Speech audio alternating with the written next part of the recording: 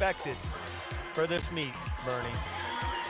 We had the world record holder coming onto the pool deck for the London Roar, and Krill Prigoda, who's won this event one time, happened back in match number 2. Will Lycon in lane number 5, ISL rated number 3 in this event. In fact, we've got 5 swimmers rated in the top 10. Almost everyone in the field, Rowdy, rated within the top 12. I think you throw away Koch and McHugh, who have been so good for their respective teams. This is the best field we have thus far in the 200 breaststroke overall, top to bottom. Yeah, there's Sato out in lane number 8. He's got the fastest time this year in ISL 2020 in the field. Will Lycon second 3 times in his career. He's never won. London trying to get their first win here of match number 5. There's the world record holder. Sato, the fastest of anybody in this group. And don't forget Adam Peaty. He closed in a big way on Prigoda the first meet. And Roddy, I understand everybody wants to see Adam Peaty, and I'm not questioning Mel Marshall, but one of the things you and I were talking about before this match is Adam Peaty did a great job closing. Obviously he can score some points, but the question is 200 breast, 50 breast, and that 100 breaststroke at the end. Would he do better for your team?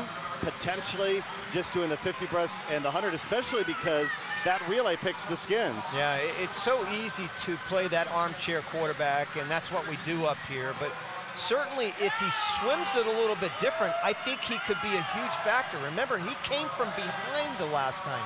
So I think he's still trying to figure out how to swim the 200 breaststroke because he doesn't do it a lot. So if somehow or another he can get in there and win this or get second, I think it's a good decision. Yes, it's going to take the edge off that 100, no question about it. But there are some other swimmers in here that are also on the relays later on. Man, look at how tight the field is. 5 swimmers in the mix halfway through. And Peaty much more aggressive this time. 59.4 going out. And that is a lot faster than he went out in the first matchup when he swam this 200 breaststroke. So he certainly looks good going out. Again, we've seen the kind of closing speed he's had in the 100 over and in one of the most amazing careers in history. Will he have it here in the 200? He's currently running second and right there at first. Boy, what a split for Peaty, 32.7. All right, Prigoda, Lycon. Will Lycon trying to get his first ever ISL win. And Lycon, you know, he was second as well in the very first matchup, so he's got a lot of great closing speed. Look at this field now.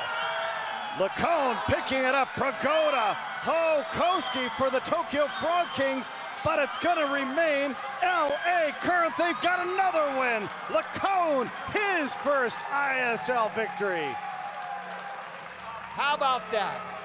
How about Will Lycon? You know, I was talking to him at dinner the other night, and he just seemed to be so relaxed, and what an exciting race for that young man. You know, he's had such an amazing career at the University of Texas, one of the great collegiate swimmers in history in breaststroke for Will Lycon.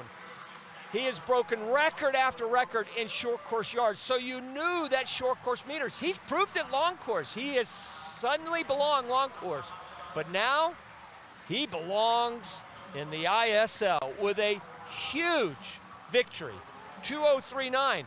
A little off time-wise, but this has nothing to do with the clock. Absolutely nothing. This has everything to do with the win over some high-powered swimmers. And 4 out of the first 6 races go to the LA Current. But man, oh man, we told you folks it was going to be tight. We did not lie. 4.5 points. That's the difference between first and third as Tokyo shuffles themselves ahead of the London Roar only by a point. Lycon with his